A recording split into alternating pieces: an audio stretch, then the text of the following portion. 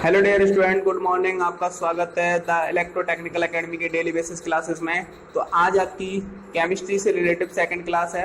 तो please channel को subscribe कर लें। अगर आपने अभी तक चैनल सब्सक्राइब नहीं किया है तो और ज़्यादा से ज़्यादा शेयर करें वीडियो को, और अपने फ्रेंड वगैरह जो भी है आपके जो डिप्लोमा कर रहे हैं उनको क्लास से प्लीज़ जोड़ लें, उन्हें शेयर कर दें। आपको 2 मिनट लगेगा, 2 सेकंड का टाइम लगेगा, सॉरी।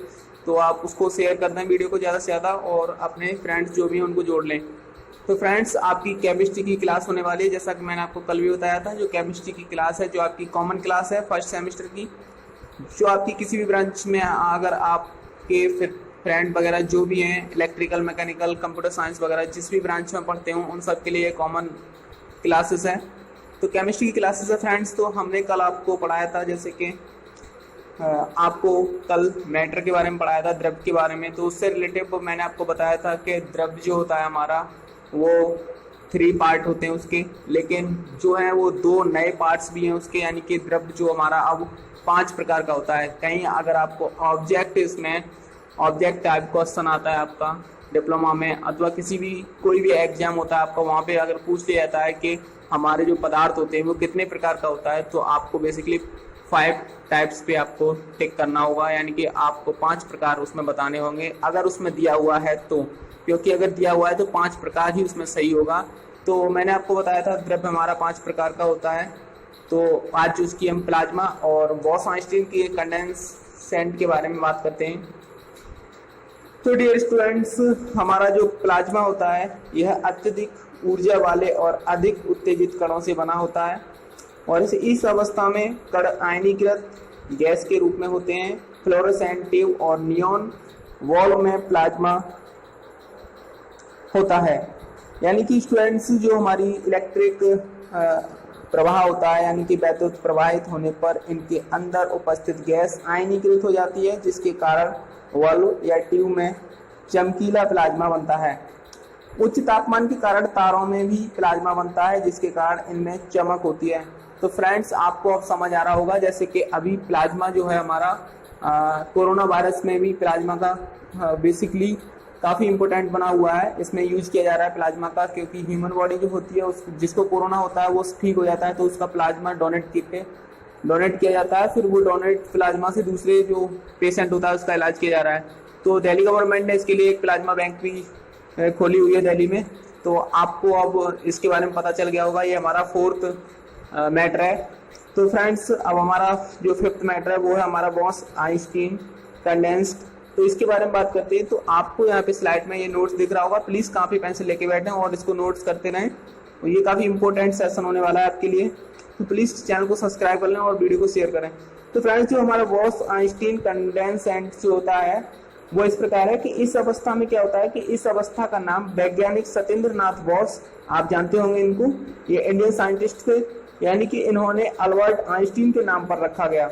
सामान्य वायु के घनत्व के 1,00,000वें भाग जितने कम घनत्व वाली गैस को बहुत ही कम तापमान पर ठंडा करने से बीईसी तैयार होता है। सन 2001 में यूएसए के वैज्ञानिक हुए थे एक, यानी कि आप ध्यान से सुने इसको, सन 2001 में यानी कि 2001 में यूएसए यानी कि अमेरिका के एक वैज्ञानिक हुए थे जिनका नाम था एरिक ए कॉर्नेल। आप प्लीज बोलते जाएं अपने मन में मेरे साथ, तो आपको ये याद हो जाएगा, आपको लिखने की जरूरत नहीं पड़ेगी। तो 2001 में यूएसए के एक वैज्ञानिक हुए थे जिनका नाम था एरिक ए कॉर्नेल, ऑल्फेंगेन कैटरले और कार्ल ई वेमैन। बॉस-आइंस्टीन कंडेंसेशन की अवस्था प्राप्त करने के लिए भौतिकी में नोबेल पुरस्कार प्राप्त किया था। यानी कि इन जो साइंटिस्ट हुए थे अमेरिका के, इन्होंने इस कण की खोज के लिए क्या मिला था, इन्हें नोबेल प्राइज मिला था। तो आप जानते होंगे नोबेल प्राइज जो है स्वीडन की तरफ से दिया जाता है। तो फ्रेंड्स, जो नोबेल प्राइज इनको मिला था।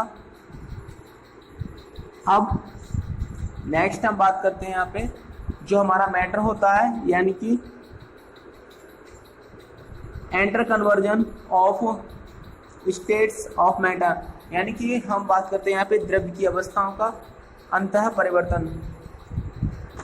तो इसका जो कन्वर्जन होता है वो कैसे होता है, तो द्रव्य की अवस्थाएं अन्य परिवर्तित होती हैं, यानी कि जो द्रव्य होता है हमारा मैटर होता है उसकी जो कंडीशन होती है, एक अवस्था होती है वो अंतः परिवर्तन होती है, अंततः परिवर्तित होती रहती है और द्रव्य की अवस्था में परिवर्तन ताप और दाब में परिवर्तन से किया जा सकता है। तो आपको पता होगा जो हमारा द्रव्य होता है उसकी अवस्था होती है वो चेंज होती रहती है। जैसे कि वृक्ष छोटा होता है, फिर थोड़ा और बड़ा होता है, फिर और बड़ा होता है। तो जैसे अब एग्जाम्पल में वृक्ष है, ह्यूमन बॉडी है, ह्यूमन बॉडी में जो हमारा बच्चा होता है वो अपनी अवस्था को चेंज करता जाता है, डेवलप करता जाता है। वैसे ही क्या होता है कि द्रव्य जो होता है वो भी अपनी मैटर पदार्थ जो होता है वो अपनी अवस्था को चेंज करता है। जैसे बात करते हैं हम यहाँ पे एक पानी की बात करते हैं, यानी कि पानी जल O2। तो जल जो है वो ठोस अवस्था में भी होता है, द्रव अवस्था में भी होता है और गैसियस अवस्था में भी होता है। सेम अब आपको अच्छे से समझ आ गया होगा। और स्टूडेंट्स ये चीज़ें कॉमन चीज़ें हैं जो आपने अपनी जो लास्ट ईयर क्लास में आप थे वहाँ पे आपने पढ़ा होगा, चाहे आप 12th में हो या फिर 10th में या 9th में, जहाँ भी आपने शुरू से आपने ये चीज़ें पढ़ी होगी, कॉमन चीज़ें हैं। तो बस आपको यहाँ पे रिवाइज कराया जा रहा है। तो आपको क्या होता है कि फ्रेंड्स हम एग्जाम देने के बाद इधर उधर थोड़ा टाइम बिताने लगते हैं तो ये चीज़ें जो है माइंड से खिसकने लगती हैं। तो इनके लिए आपको इस द इलेक्ट्रो टेक्निकल एकेडमी के द्वारा आपको रिवाइज कराया जा रहा है। तो प्लीज़ आप जो है चैनल को सब्सक्राइब कर लें, ज़्यादा से ज़्यादा शेयर करें वीडियो को। तो फ्रेंड्स द्रव की जो अवस्था थी वो आपको बता दी। द्रव हमारा जो है 5 टाइप का होता है, जिसमें प्लाज्मा एंड बॉस-आइंस्टीन्स भी एक नया आया हुआ है। तो इनको मिला के ये 5 टाइप्स हो गया है। अब जो द्रव का क्लासिफिकेशन होता है, यानी कि जिनका चेंजिंग अवस्था होती है वो होती है संगलन, गलनांक, ऊर्ध्वपातन, वाष्पीकरण, क्वथनांक, संघनन, जमना, गुप्त ऊष्मा, संगलन की गुप्त ऊष्मा, वाष्पीकरण की गुप्त ऊष्मा, ये सब आपने पढ़े ही होंगे। तो इनकी डेफिनेशन डीपली में जाने की जरूरत नहीं है, क्योंकि ये आपसे एग्जाम में कोई भी टेक्निकल वर्ड नहीं पूछता है।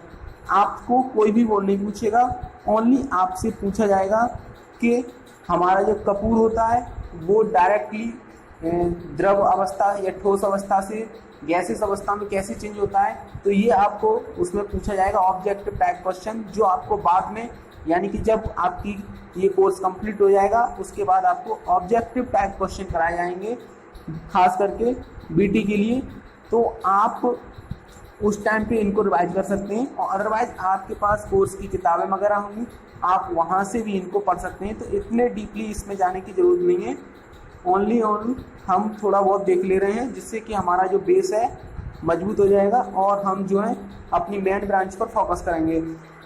ओके फ्रेंड्स, अब बात करते हैं यहाँ पे जो हमारा अंतः परिवर्तन, तापमान परिवर्तन क्या होता है। अंतः परिवर्तन, effects of change the temperature on enter conversion, ठीक है ना फ्रेंड्स। तो ठोस को गर्म करने पर उसके कणों की गतिज ऊर्जा बढ़ जाती है, जिसके कारण वे अधिक तेजी से कंपन करने लगते हैं। अतः निश्चित स्थान पर ऊष्मा के द्वारा प्रदत्त सप्लाइड की गई ऊर्जा कणों के बीच के आकर्षण बल को पार कर लेती है। इस कारण कण अपने नियत स्थान को छोड़कर अधिक स्वतंत्र होकर गति करने लगते हैं, और एक अवस्था ऐसी आती है, यानी कि एक कंडीशन ऐसी आती है, एक टाइम ऐसा आता है जब वो ठोस पिघलकर द्रव में परिवर्तित हो जाता है। तो वही कंडीशन मैंने आपको बताई थी। तो ये क्या होता है, जैसे कि हम जल को जो है रेफ्रिजरेटर या फ्रिज वगैरह में रखते हैं, तो वो कुछ एक जब हम रखते हैं तब वो द्रव अवस्था में होता है, लेकिन एक कंडीशन ऐसी आती है कुछ टाइम बाद कि वो जो द्रव होता है वो ठोस अवस्था में हो जाता है, क्योंकि उसकी अवस्था जो है, उसकी कंडीशन जो थी, वर्तमान कंडीशन वो चेंज हो चुकी होती है। तो इसी को हम बोलते हैं अंतः परिवर्तन। आप इस एग्जाम्पल को लिख सकते हैं। परिवर्तन की अंतः परिवर्तन पर दाब परिवर्तन का प्रभाव क्या होता है, यानी कि effects of change of pressure और ऑन एंटर कन्वर्जन। तो दाब बढ़ाने से और ताप घटाने से हम किसी गैस को द्रव में तथा द्रव को ठोस में परिवर्तित कर सकते हैं। यानी कि जो हमारा प्रेशर होता है और जो टेम्परेचर होता है, प्रेशर और टेम्परेचर, यानी कि हम प्रेशर को तो बढ़ाएंगे और टेम्परेचर को माइनस करेंगे। तो टेम्परेचर घटाने से प्रेशर को प्लस करने से क्या होगा कि हम किसी भी गैस को, हमारी कोई भी गैस हो, उस गैस के द्रव में तथा द्रव को ठोस में परिवर्तन कर सकते हैं, यानी कि हम उसको चेंज कर सकते हैं। इसी में, इस कंडीशन में यही एक जो आर्टिकल था वो बताया गया था। तो इसका विपरीत हम क्या करते हैं कि दाब घटाकर और ताप बढ़ाकर प्राप्त कर सकते हैं। तो फ्रेंड्स, अंतः परिवर्तन हो गया आपका, दाब परिवर्तन का प्रभाव हो गया, इफेक्ट हो गया इसका कि हम ताप जो है उसको घटाने से और दाब को बढ़ाने से पदार्थ की अवस्था को चेंज कर सकते हैं। ठीक है, एक सिंपल डेफिनेशन हो गई आपकी क्या कि दाब बढ़ाने से और ताप घटाने से किसी भी गैस की अवस्था को चेंज किया जा सकता है। ओके फ्रेंड्स, अब यहाँ पे हम कुछ साइंस के इंपॉर्टेंट फैक्ट्स देखते हैं जो अक्सर आपसे कॉम्पिटिटिव एग्जामिनेशन अथवा किसी भी हाई लेवल एग्जाम में पूछ लिए जाते हैं। तो आप इसको अच्छे से रीड करें और प्लीज़ बोलते जाएं अथवा नोट करते जाएं। मैं आपको बोल रहा हूं, आप नोट करें। तो हमारे ये एवरीडे साइंसेस के कुछ क्वेश्चन हैं, यानी कि एक छोटी छोटी हेडिंग है, आप इनको नोट कर लें। बाष्पीकरण की गुप्त ऊष्मा के कारण 100 सेल्सियस तापमान पर भाप अर्थात बाष्प के कणों में उसी तापमान पर पानी के कणों की अपेक्षा अधिक ऊर्जा होती है, यानी कि इनमें जो एनर्जी होती है वो अधिक होती है। यही कारण है कि 100 सेल्सियस यानी कि हमारी 100 सेल्सियस के पानी से जलने की अपेक्षा 100 सेल्सियस के पानी से जलने की अपेक्षा क्या होता है, भाप से जलने पर अधिक कष्ट होता है, यानी कि भाप से जलने पर अधिक कष्ट होता है। अगर आपने कोई भी पॉलिटेक्निक का एंट्रेंस एग्जाम भी दिया होगा तो आपसे ये क्वेश्चन कहीं ना कहीं पूछा जरूर गया होगा, किसी भी सेट में आपने 10th का दिया होगा वहां पे भी आपने पढ़ा होगा कि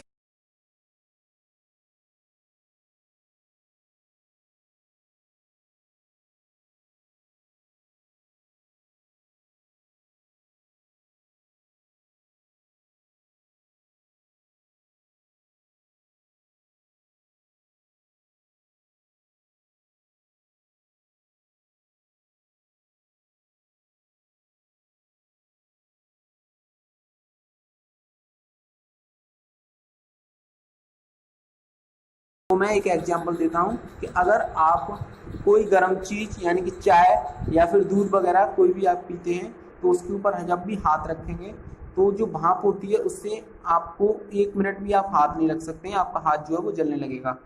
तो उससे आपको क्या है कि अधिक कष्ट होगा।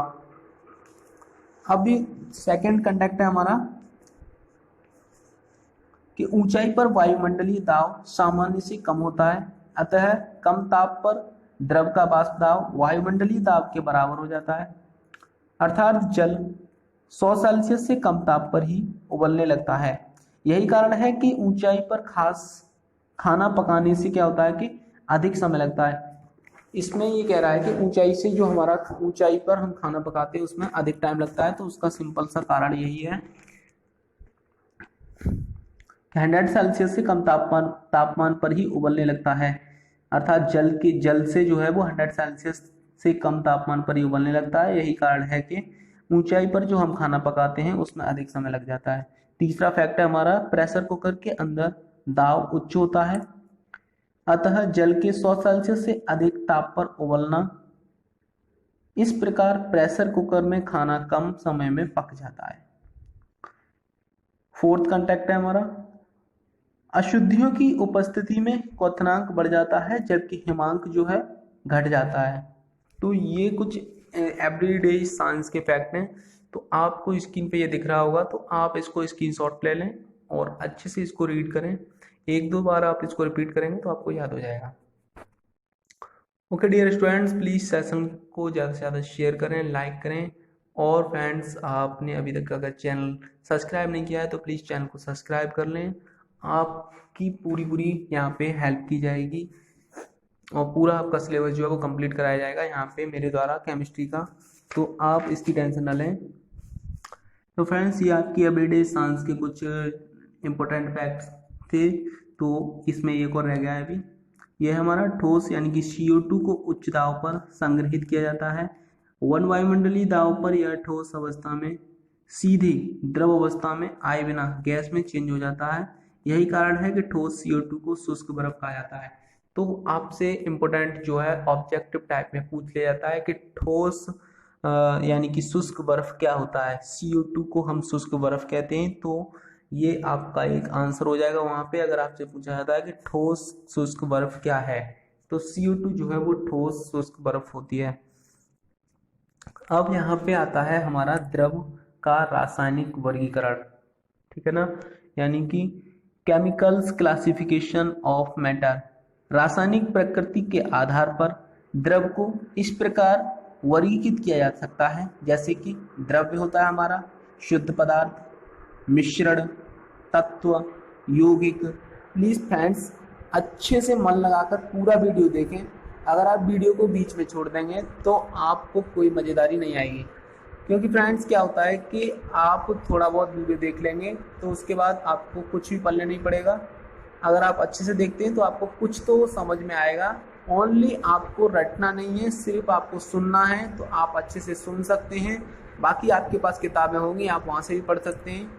आपको अगर डिप्लोमा पास करना है, अच्छे से जॉब लेना है अच्छी खासी किसी भी कंपनी में, तो आपको अपना बेस जो है वो मजबूत करना ही होगा चाहे। और आपकी क्लासें वगैरह अभी नहीं चल रही हैं फ्रेंड्स, तो कोविड-19 की वजह से आपकी क्लासें वगैरह सब ऑफ हैं, तो आप यहाँ पे ऑनलाइन पढ़ाई कर सकते हैं। तो प्लीज़ अच्छे से रीड करें और इसको जो है इसको मजाक में न लें, हल्के में न लें, वरना ये बहुत भारी पड़ने वाला है आप पे। जब बैक आएगी ना तब पता चलेगा।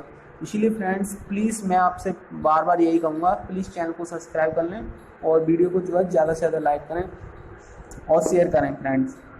तो मैंने आपको बताया था अभी केमिकल क्लासिफिकेशन ऑफ मैटर, यानी कि हमारा द्रव्य का जो रासायनिक वर्गीकरण होता है वो क्या होता है। जो फ्रेंड्स शुद्ध पदार्थ यानी कि जो हमारा द्रव्य होता है वो दो कंडीशन उसकी होती है। एक तो शुद्ध पदार्थ होता है हमारा, एक मिश्रण होता है। मिश्रण जो होता है वो समांगी मिश्रण और विषमांगी मिश्रण में होता है, और शुद्ध पदार्थ जो होता है वो हमारा तत्वों में और यौगिक में होता है। तो जो तत्व होते हैं वो धातु, अधातु और उपधातु आती हैं। यौगिक में कार्बनिक और अकार्बनिक आते हैं। यौगिक में कौन कौन आते हैं? कार्बनिक और अकार्बनिक। तत्व में धातु, अधातु और उपधातु होती हैं। अब तत्व एलिमेंट्स क्या होते हैं हमारे? रॉबर्ट बॉयल ने 1661 में सर्वप्रथम तत्व शब्द का प्रयोग किया था। अब यहीं पे क्वेश्चन बन जाता है ऑब्जेक्टिव कि तत्व का यानी एलिमेंट्स का सबसे पहले प्रयोग किसने किया था, किसने यूज किया था एलिमेंट्स का? सबसे पहले तो ये किया था हमारे साइंटिस्ट थे रॉबर्ट बॉयल। रॉबर्ट बॉयल ने 1661 में सर्वप्रथम तत्व शब्द का जो था यूज किया था, तथा एंटोनी लॉरेंट लेवाइजी ने इनके अनुसार क्या हुआ था कि तत्व पदार्थ का वह मूल रूप है जिसे किसी भी भौतिक या रासायनिक प्रतिक्रिया द्वारा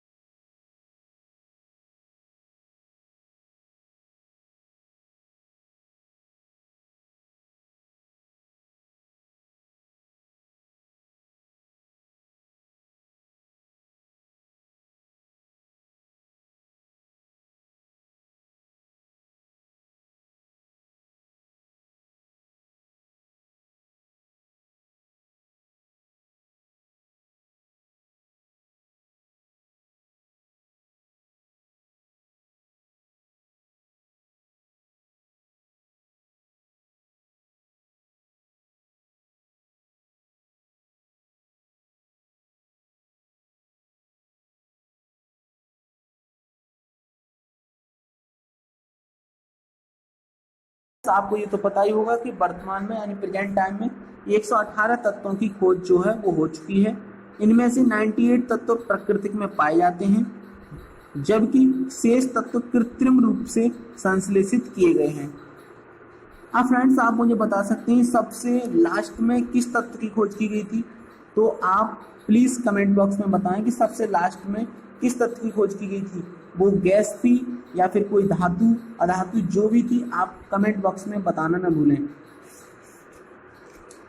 ओके फ्रेंड्स, अब यहाँ पे सिंबल्स ऑफ सम एलिमेंट्स, यानी कि मैं आपको कुछ इंपॉर्टेंट सिंबल्स थे उनको रिपीट करवा रहा हूँ यहाँ पे, तो प्लीज़ आप अपने मन से इसको बोलते जाएं और अगर आप कॉपी पेंसिल लिख के बैठे हुए हैं तो उसको लिख लें अच्छे से। मैं बोल रहा हूँ आप लिख लें, स्टार्ट हो जाए फ्रेंड्स। तो जैसे कि एल्युमिनियम Al, एल्युमिनियम का सिंबल्स होता है हमारा Al, आर्गन का Ar, वेरियम का Va, बोरॉन का B, ब्रोमीन का Br, कैल्शियम का Ca, कार्बन का C, क्लोरीन का Cl, कोबाल्ट का Co, कॉपर का Cu, फ्लोरीन का F, salt gold Au, hydrogen H, iodine I, iron Fe, सीमा जो हमारा सीसा होता है, तो सीसा जो होता है वो Pb होता है, और मैग्नीशियम जो होता है Mg, neon Ne, nitrogen N, oxygen O, potassium K, silicon Si, चांदी silver Ag, sodium Na, sulphur S, uranium U, zinc Zn। ये कुछ इंपॉर्टेंट सिंबल्स थी जो आप इनको आपको जो है इसकी भी स्क्रीनशॉट आप ले लेना, वीडियो में आगे आपको ये मिलेगा, तो आप इसकी स्क्रीनशॉट लेके इसको अच्छे से रीड करें और ये आपके बहुत ही काम आने वाली सिंबल्स हैं। यही वो इम्पोर्टेंट सिंबल्स होते हैं जो अक्सर किसी न किसी एग्जाम में पूछ लिए जाते हैं और आप लोग जो है अपना जानते हुए भी क्वेश्चन गलत करके चले आते हैं। ओके स्टूडेंट्स, अब बात करते हैं यौगिक की, यानी कि हमारे जो कंपाउंड्स होते हैं वो क्या होते हैं। तो यौगिक वह शुद्ध पदार्थ है, प्लीज़ अच्छे से आप सुने कि यौगिक वह शुद्ध पदार्थ है जो दो या दो से अधिक तत्वों के निश्चित अनुपात में रासायनिक तौर पर संयोजन से बना है। यौगिक का संगठन हमेशा निश्चित होता है जब तथा इनके भौतिक और रासायनिक गुणधर्म उसके घटक तत्वों के गुणधर्मों से भिन्न होते हैं, यानी कि जो इनके तत्वों के गुणधर्म होते हैं वो डिफरेंट होते हैं। तो डिफरेंट होते हैं। तो उदाहरण में अगर बात करें एग्जाम्पल में, तो जल H2O, मेथेन CH4, चीनी C12H22O11, ये चीनी का फॉर्मूला है, सुक्रोज का फॉर्मूला है, इसको याद कर लें। आपको कुछ स्टूडेंट को याद भी होगा C12H22O11। नमक NaCl, बेकिंग सोडा NaHCO3 आदि। अब फ्रेंड्स यहाँ पे हम बात करते हैं मिश्रण की। मिक्सचर क्या होता है? हमारे आसपास उपस्थित अधिकांश पदार्थ दो या दो से अधिक शुद्ध पदार्थों घटकों के मिश्रण हैं, अतः मिश्रण अशुद्ध पदार्थ है तथा इनमें इनके घटकों का अनुपात निश्चित नहीं होता है। एग्जाम्पल में वायु विभिन्न गैसों जैसे O2, N2, CO2 आदि के मिश्रण से बनी होती है। उसी प्रकार जल, मक्खन और जो हमारी जल है, खनिज है, मृदा आदि सभी मिश्रण हैं। मिश्रणों को उनके घटकों में सरल भौतिक विधियों द्वारा, यांत्रिक विधियों द्वारा पृथक किया जाता है। अब फ्रेंड्स आपसे क्वेश्चन पूछ लिया जाता है कि बताइए वायु मिश्रण है, यौगिक है या फिर कुछ और, तो आप बता सकते हैं या फिर उसकी परिभाषा लिख सकते हैं। वायु किससे मिलकर बना होता है, वायु में कौन कौन सी गैसें पाई जाती हैं, तो आप उसमें बता सकते हैं कि वायु में ये गैसें पाई जाती हैं। ये क्वेश्चन आपसे 1-2 नंबर का पूछा जाता है। अब फ्रेंड्स यहाँ पे आगे हम कुछ हमारे इम्पोर्टेंट फैक्ट्स हैं, जैसे कि ऊर्ध्वपातन क्या होता है। तो मैं आपको बताऊं कि ऊर्ध्वपातन प्रक्रिया जो होती है, तो ऊर्ध्वपातन प्रक्रिया द्वारा उन मिश्रणों जिनमें ऊर्ध्वपातित हो सकने वाली अवयवों को ऊर्ध्वपातित न होने योग्य अशुद्धियों से पृथक किया जाता है। इस विधि में मिश्रण को गर्म किया जाता है, जिससे ऊर्ध्वपातनीय पदार्थ की वाष्प बनती है, जिन्हें एकत्रित करके ठंडा करने पर शुद्ध ठोस पदार्थ प्राप्त करते हैं। ओके फ्रेंड्स, अब एवरीडे साइंस में हम बात करते हैं कुछ इंपॉर्टेंट हेडलाइंस के बारे में। तो जो हमारी इंपॉर्टेंट हेडलाइंस हैं वो इस प्रकार हैं। गर्मियों में घड़े या सुराही में रखा जल ठंडा हो जाता है, क्योंकि घड़े की सतह पर उपस्थित नन्हे छिद्रों से जल का वाष्पन होता है। वाष्पीकरण की प्रक्रिया में आवश्यक ऊर्जा शेष जल द्वारा उपलब्ध कराई जाती है। जिससे इसका तापमान जो वो गिर जाता है और यह ठंडा हो जाता है। यही एक फैक्ट है। और फ्रेंड्स नेक्स्ट हमारा कि गर्मियों में हमें सूती कपड़े पहनने चाहिए। कॉटन अच्छा अवशोषक होने के कारण जल के वाष्पीकरण के लिए अधिक पृष्ठ क्षेत्रफल उपलब्ध कराया जाता है, क्योंकि वाष्पीकरण में आवश्यक ऊर्जा हमारे शरीर द्वारा ली जाती है। अतः हम इन कपड़ों में राहत और चैन का अनुभव करते हैं। तो फ्रेंड्स आप जो है यहाँ पे जो वीडियो में आपको स्लाइड दिखाई जा रही हैं, आप इस पर गौर न दें, इसको आप बाद में स्क्रीनशॉट ले सकते हैं। जो मैं बोल रहा हूँ आप उस पर फोकस करें, क्योंकि जो मैं बोल रहा हूँ आप सुन रहे हैं, आपको वो याद होगा। ओके फ्रेंड्स, तो आप अपने एग्जाम में उसको किसी भी टाइम पे कभी भी आपका एग्जाम होता है तो आप उसको लिख सकते हैं, क्योंकि हमें चीज़ें सुनने से ज़्यादा जल्दी याद होती हैं। हम रटेंगे तो उतनी जल्दी याद नहीं होंगी, अगर कोई बताएगा कोई सुनाएगा हमें तो हमें जल्दी याद होंगी। तो प्लीज़ आप उस चीज़ को सुनें। जब थोड़ा सा नेल पॉलिश जो होता है रिमूवर या स्प्रिट हथेली पर रखते हैं तो हम ठंडा अनुभव करते हैं, क्योंकि रिमूवर या स्प्रिट हमारे हाथ से वाष्पीकरण के लिए आवश्यक ऊष्मा लेते हैं। ओके, तेज धूप वाले गर्म दिन के बाद लोग अपनी छत या खुले स्थान पर जल छिड़कते हैं, क्योंकि जल के वाष्पीकरण की गुप्त ऊष्मा गर्म सतह को शीतल बनाती है। ओके डियर स्टूडेंट्स, आपका जो है सिलेबस यहाँ पे कंप्लीट कराया जाएगा द इलेक्ट्रो टेक्निकल एकेडमी के द्वारा। आपको फैकल्टी कुछ ही दिन में आपको जो है आपका सिलेबस जो है वो स्टार्ट करवाएगी यहाँ पर, जितना भी टेक्निकल का है। तो आपको यहाँ पे अभी फर्स्ट ईयर के स्टूडेंट हैं वो अपना केमिस्ट्री का सिलेबस कंप्लीट करेंगे अब तक, तो आपको कुछ टाइम में आपको वीडियो और भी मिलती रहेंगी। तो फ्रेंड्स ये तो हुआ आपका केमिस्ट्री का आज आपका जो चैप्टर था, जिसका हमारा द्रव और इसकी अवस्थाएं, तो ये चैप्टर यहाँ पे आपका फिनिश होता है। कुछ इसकी एक तो इम्पोर्टेंट फैक्ट्स और हैं तो वो मैं आपको अभी करा देता हूँ। जैसे कि तुल्यांकी भार क्या होता है, तो किसी पदार्थ का तुल्यांकी भार इसके अणुभार या सूत्र इकाई द्रव्यमान में इसकी संयोजकता से भाग देकर प्राप्त किया जाता है। यानी कि तुल्यांकी भार बराबर आणविक द्रव्यमान अणुभार अपॉन संयोजकता, ये इसका फॉर्मूला होता है। तो आप इसको याद कर लें। उसके बाद हाइड्रोजन प्लस ऑक्सीजन जल, ये हमारा गुणित अनुपात का नियम हो गया। यहीं पे स्थिर अनुपात का नियम। तो फ्रेंड्स मैं आपको बता देता हूँ गुणित अनुपात का नियम क्या होता है। यह नियम डाल्टन द्वारा सन 1803 में दिया गया था। इस नियम के अनुसार यदि दो तत्व संयोजित होकर एक से अधिक यौगिक बनाते हैं तो एक तत्व के